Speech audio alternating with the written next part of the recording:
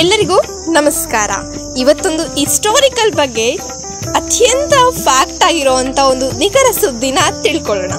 ಭಜಗೋವಿಂದಂ ಇದನ್ನ ರಚಿಸಿದ್ದು ಆದಿಶಂಕರಾಚಾರ್ಯ ಇರಬಹುದು, ಆದ್ರೆ ಇದು ಹುಟ್ಟಿದ್ದು ಒಬ್ಬ ವೃದ್ಧ ಪಂಡಿತನಿಂದ ಅನ್ನೋದು ಗೊತ್ತಾ ನಿಮ್ಗೆ? ಭಜಗೋವಿಂದಂ ಈ ಹಾಡನ್ನ ಕೇಳದೆ ಇರೋರು ಯಾರಿದ್ದಾರೆ? ಸಾಕಷ್ಟು ಜನರ ಸುಪ್ರಭಾತ ಈ ಗೀತೆ. ಭಜ ಅಂದ್ರೆ ಹುಡುಕೋದು, ಗೋವಿಂದಂ ಅಂದ್ರೆ ಆ ಭಗವಂತನನ್ನ ನಮ್ಮ ಮೂರನೇ ಕಣ್ಣಿನಿಂದ ಅಂದ್ರೆ ಅಂತರಾಳದಿಂದ ಆ ಭಗವಂತನನ್ನ ಹುಡುಕೋದೆ ಭಜಗೋವಿಂದಂ. ಆದಿಶಂಕರಾಚಾರ್ಯರು ಅವರ ಶಿಷ್ಯರೊಂದಿಗೆ ಕಾಲ್ನಡಿಗೆಯಲ್ಲಿ ಹೀಗೆ ಪ್ರಯಾಣ ಬೆಳೆಸ್ತಾ ಇರುವಾಗ ಒಬ್ಬ ವೃದ್ಧ ಪಂಡಿತ ಕಣ್ಣಿಗೆ ಬೀಳ್ತಾನೆ. ಆ ವೃದ್ಧ ಪಂಡಿತ ದೀರ್ಘವಾಗಿ ಯೋಚಿಸ್ತಾ ತುಂಬಾ ಚಿಂತೆಯಲ್ಲಿರೋದು ಗೊತ್ತಾಗತ್ತೆ. ಹತ್ರ ಹೋಗಿ ನೋಡಿದ್ರೆ ಗ್ರಾಮರ್ ದಟ್ಸ್ ವ್ಯಾಕರಣದ ಬೇಸಿಕ್ಸ್ ವಿಷಯವಾಗಿ ಆ ವೃದ್ಧ ಪಂಡಿತ ತಲೆ ಕೆಡಿಸ್ಕೊಂಡು ಕೂತಿರೋದು ಇವ್ರ ಕಣ್ಣಿಗೆ ಬೀಳುತ್ತೆ.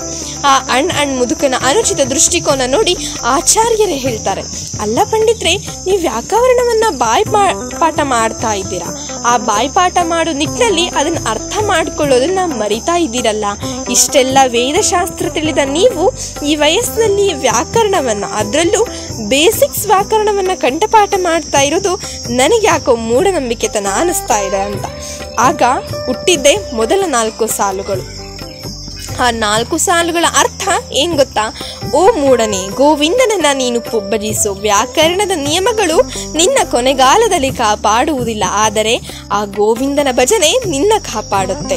ಹೀಗೆ ಆದಿಶಂಕರಾಚಾರ್ಯರು ಹಾಗೂ ಅವರ ಶಿಷ್ಯಂದಿರು ಅಂದ್ರೆ ಸುರೇಶಾಚಾರ್ಯ, ತೋಟಕಾಚಾರ್ಯ, ಹಸ್ತಮಾಲಕ, ಮೂಢ ಜನರನ್ನ ನೋಡಿದಾಗಲೆಲ್ಲ 4 ಸಾಲನ್ನ ರಚಿಸ್ತಾ ಹೋಗ್ತಾರೆ.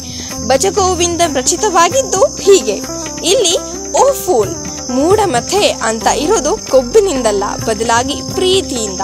ಮಕ್ಕಳನ್ನ ತಿದ್ದೋ ಪಾಲಕನ ಹಾಗೆ, ವಿದ್ಯಾರ್ಥಿಗಳನ್ನ ತಿದ್ದೋ ಶಿಕ್ಷಕರ ಹಾಗೆ.